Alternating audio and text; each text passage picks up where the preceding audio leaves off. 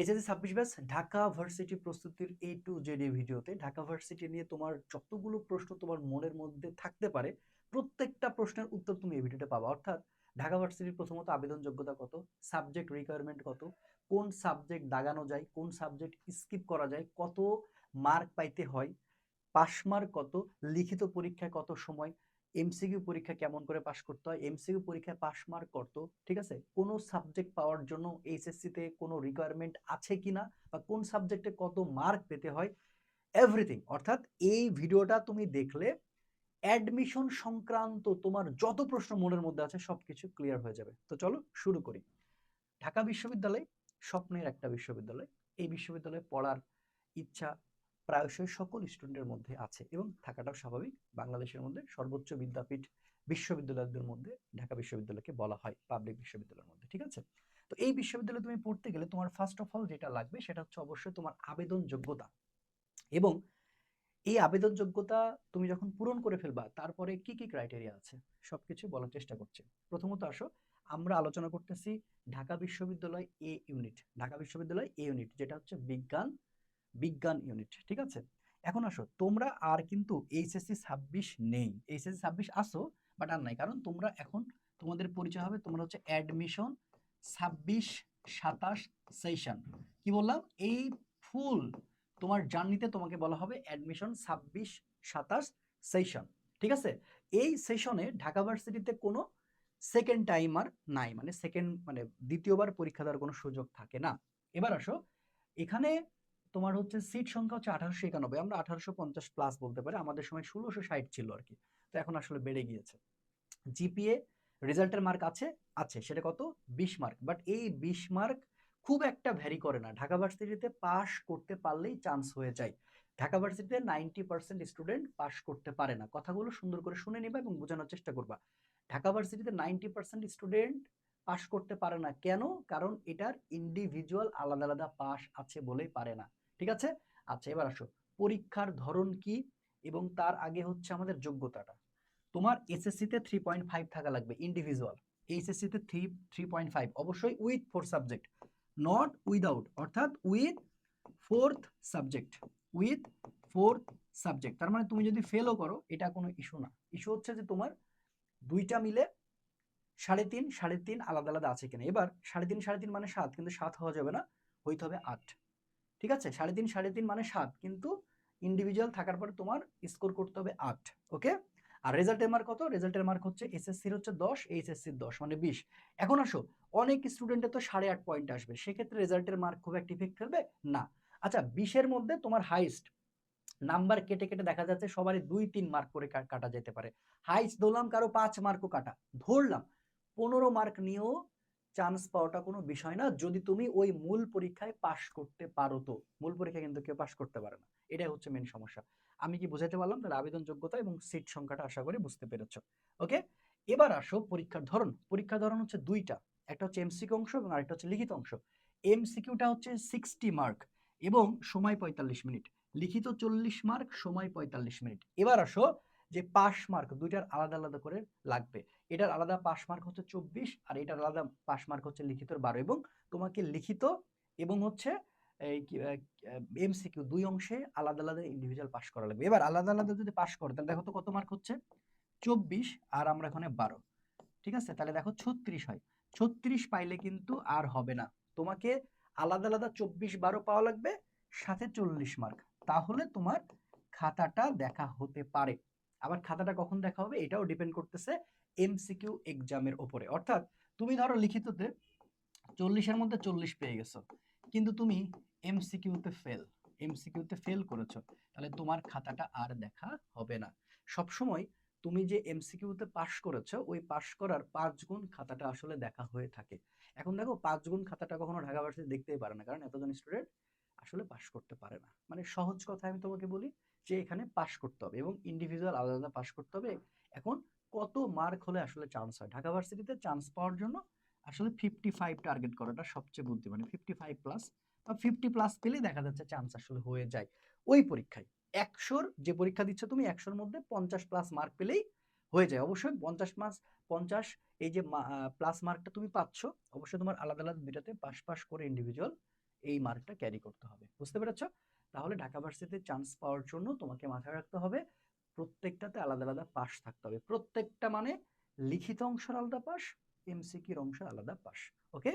আচ্ছা, এবার আসো, তুমি যেহেতু পাস করে ফেলেছো, তো পাস যোগ করতে যাচ্ছ, তোমার তো প্রশ্নের ধরন বা সাবজেক্ট আগে জানতে হবে। এখানে তোমার প্রসেসটা কি?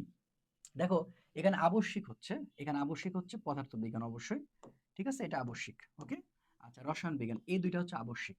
হ্যাঁ, এখন আমি ধরে রাখলাম তোমার ফোর্থ সাবজেক্ট হচ্ছে ম্যাথ।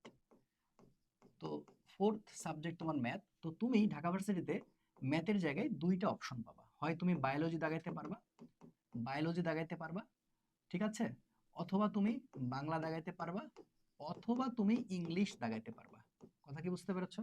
মানে তোমার ঢাকা ভার্সিটিতে মেন সাবজেক্ট তোমার যেটা, সেটার পরীক্ষা দিতেই হবে। তুমি শুধুমাত্র অপশন চেঞ্জ করতে পারবা ফোর্থ সাবজেক্ট। অনেক স্টুডেন্টের আছে যে বায়োলজিটার হচ্ছে যে ফোর্থ সাবজেক্ট, বাট কোনো কারণে তার ম্যাথ আর এখন ভালো লাগতেছে না, এখন সে চাইলে কিন্তু আর ওই জায়গাটা চেঞ্জ করতে পারবে না। সে চেঞ্জ কোথায় করতে পারবে? সে বায়োলজির জায়গাতে চেঞ্জ করতে পারবে। কিন্তু এখন কিন্তু তার বায়োলজি বেস্ট মানে পছন্দের সাবজেক্ট হয়ে গেছে, কিন্তু এখানে কিছু করার নেই, কিচ্ছু করার নেই। কথা কি বুঝতে পারছো? তাহলে তুমি শুধুমাত্র চেঞ্জ করতে পারবে কোথায়?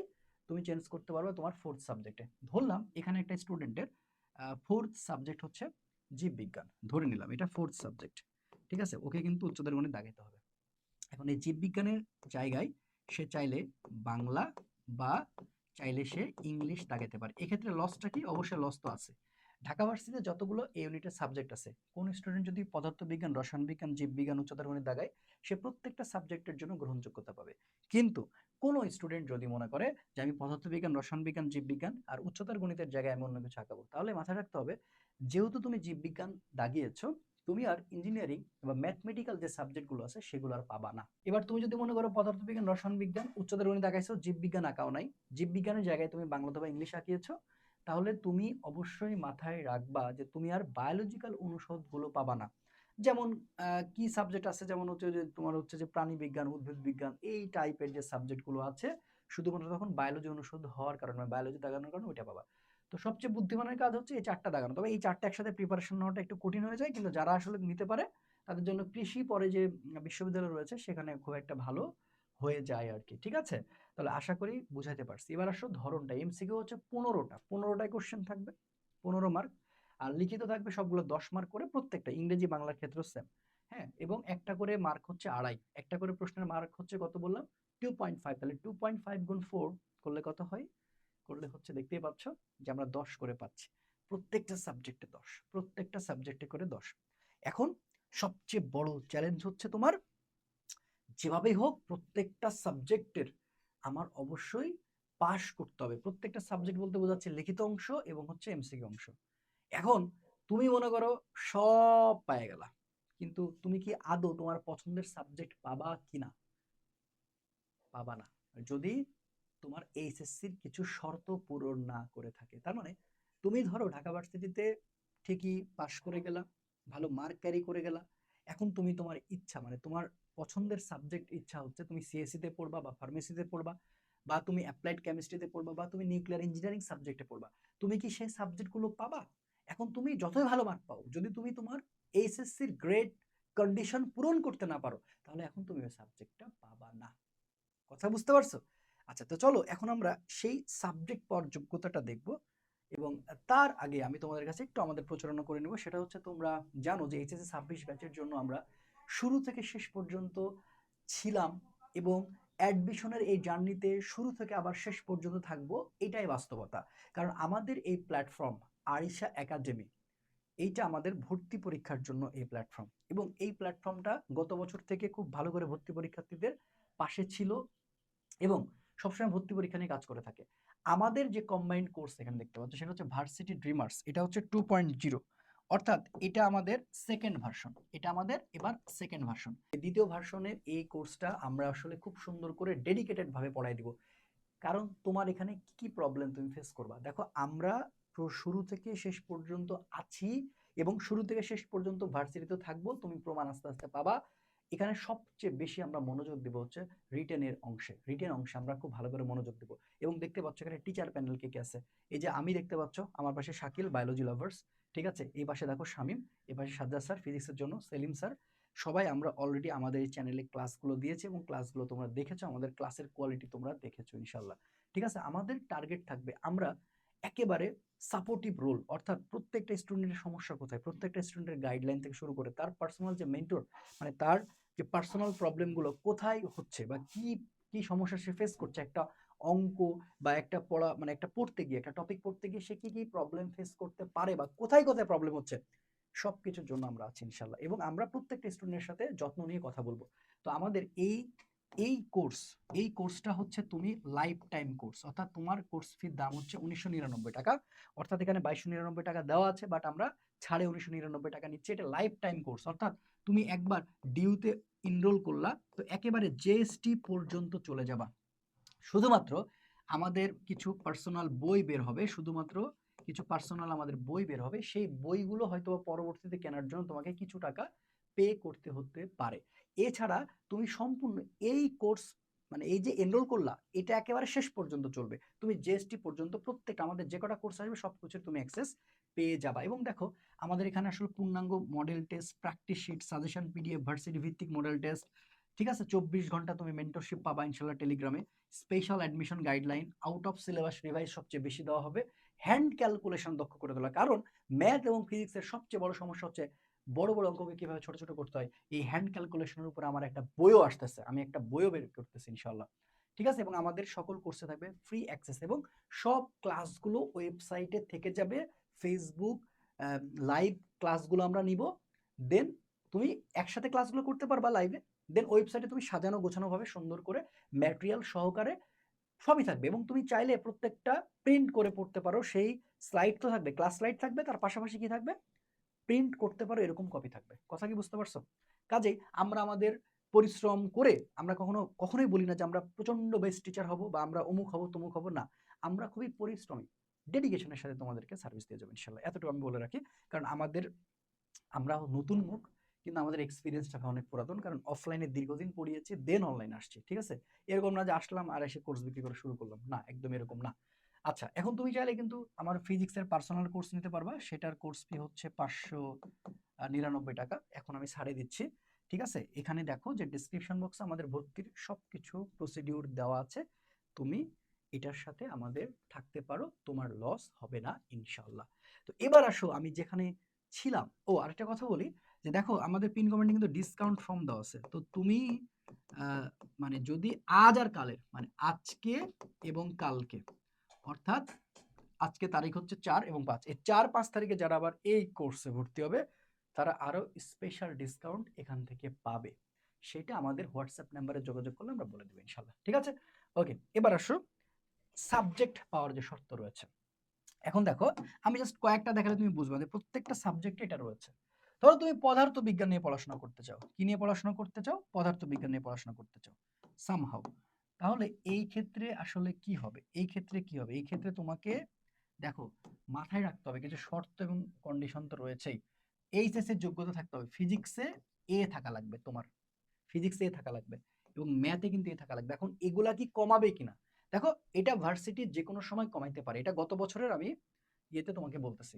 আর ভর্তি পরীক্ষায় তোমার ফিজিক্সে 10 মার্ক থাকা লাগবে, ম্যাথে 10 মার্ক থাকলেই তুমি সাবজেক্ট পাবা, নাহলে তোমাকে সাবজেক্ট দেবে, দরকার হলে ঢাকা ভার্সিটি সিট ফাঁকা রেখে দিবে, কাউকে দিবে না, ওরা হচ্ছে এরকম। এবার রসায়ন বিজ্ঞানে কেউ পড়তে চাইলে, কেমিস্ট্রিতে এ থাকা লাগবে, ম্যাথে এ থাকা লাগবে, ফিজিক্সে এ থাকা লাগবে। ঠিক আছে, আর ভর্তি পরীক্ষায় কেমিস্ট্রিতে 10 পাওয়া লাগবে, বুঝতে পারছো? আচ্ছা, ফার্মেসি পাইতে গেলে কেমিস্ট্রিতে এ, ম্যাথে বি এবং বায়োলজিতে এ মাইনাস থাকা জরুরি। এবং পরীক্ষার মার্ক হচ্ছে বায়োতে 10.5 এবং কেমিস্ট্রিতে 10.5। এটা অবশ্যই এমসিকিউ এবং হচ্ছে লিখিত অ্যাডজাস্ট করে মার্কটা থাকবে, মানে এইটা হচ্ছে বিষয়। ওকে, এবার অ্যাপ্লাইড কেমিস্ট্রি যদি তুমি পাইতে চাও, অ্যাপ্লাইড কেমিস্ট্রি বা কেমিক্যাল ইঞ্জিনিয়ারিং যেটাকে আমরা বলি, ফিজিক্সে থাকা লাগবে, কেমিস্ট্রিতে ম্যাথে, বুঝছো? এবার ভর্তি পরীক্ষায় তোমাকে কেমিস্ট্রিতে 13 পাওয়া লাগবে, ফিজিক্সে 11 পাওয়া লাগবে, ম্যাথে 11 পাওয়া লাগবে। এই কন্ডিশনগুলো পূরণ নাহলে তোমাকে সাবজেক্ট দেবে না। কেউ যদি ট্রিপলি, ঠিক আছে, ট্রিপলিতে পড়তে চাই তাহলে ফিজিক্সে ম্যাথে থাকা লাগবে, আর ফিজিক্সে ভর্তি পরীক্ষায় 13 থাকা লাগবে, ম্যাথে 13। সিএসই সবচেয়ে ডিমান্ড সিএসসি ফিজিক্সে এ, ম্যাথে থাকা লাগবে, এবার ভর্তি পরীক্ষায় ফিজিক্সে 15, ম্যাথে 15 থাকা লাগবে। চিন্তা করতেছো যে এখানে এমসিকিউ কিন্তু 15টা আছে, তাহলে এমসিকিউটা 15 আর লিখিত হচ্ছে কত, লিখিত হচ্ছে 10, তাহলে তুমি বুঝতেছো যে এই 25-এর মধ্যে তোমার এখানে টার্গেট করা লাগবে যে 15 15 চিন্তা করো, ঠিক আছে? এই যে কন্ডিশনগুলো ঢাকা ভার্সিটির খুব কঠিন হয়ে যায় ভালো সাবজেক্ট পড়ার ক্ষেত্রে। নিউক্লিয়ার ইঞ্জিনিয়ারিং এ ফিজিক্সে 13, ম্যাথে 13 মার্ক থাকতে হবে। এই যে বিষয়গুলো রয়েছে, এই বিষয়গুলো কিন্তু খুবই মানে ডিফিকাল্ট হয়ে যায়। কথা কি বুঝলা? তাহলে ঢাকা ভার্সিটি নিয়ে আশা করি আমি তোমাকে যে সম্পূর্ণ একটা গাইডলাইন দিয়ে দিলাম, এর বাইরে আমার মনে হয় না আর কিছু বলার আছে যে তুমি কিভাবে আসলে ঢাকা ভার্সিটির প্রস্তুতি শুরু করবা। তো এবার আসো, আমি ঢাকা ভার্সিটির জন্য তুমি কিভাবে পড়াশোনা করবা আমি আমার অভিজ্ঞতা এবং হচ্ছে অ্যাডমিশন, মানে অ্যাডমিশনের যে আমার অভিজ্ঞতা, মানে রিটেন কোন অংশ পড়তে হবে, এমসিকিউ কোন অংশ পড়তে হবে, তুমি কিভাবে পড়বা। আমরা 16 তারিখে যেহেতু আমাদের অ্যাডমিশনের ক্লাস শুরু হচ্ছে, প্রথম ক্লাসটা আমরা পাবলিক করে দিব এবং আমি একটা ঢাকা ভার্সিটির জন্য একটা প্লেলিস্ট করে দিব। তুমি যেন ক্লাসটা করে অন্তত বুঝতে পারো যে কিভাবে আসলে রিটেনের প্রস্তুতি নেওয়া উচিত। ঠিক আছে? তো কেউ কোনো ভুল সিদ্ধান্ত নিও না।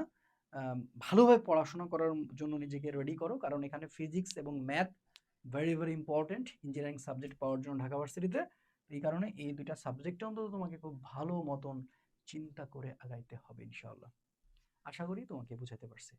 তো টেনশন করবা না, অবশ্যই বিজয়ের মঞ্চে দেখা হবে। শুধু লেগে থাকো, অ্যাডমিশন মানে লেগে থাকা, অ্যাডমিশন মানে লেগে থাকা, লেগে থাকতে হবে। তোমার সব জায়গায় চান্স হবে না, সব জায়গায় সিরিয়াল আসবে না, এগুলো সব আস্তে আস্তে আস্তে আস্তে প্রিপেয়ার হইতে হবে এবং নিজেকে শক্ত অবস্থানে নিয়ে আসতে হবে। কে কোন কথা বললো কারো কথা কানের মধ্যে নিব না। একটা কথা মনে রাখবো যে আমার জন্য আমার মা বাবা যে পরিশ্রম করছে, শুধুমাত্র আমি মা বাবার জন্য পরিশ্রম করবো। আমাকে বাইরে সাইড সুইটে এক্স ওয়াই জেড কি বললো নাথিং, সেগুলো দেখার আমার টাইম নাই ভাই। ঠিক আছে?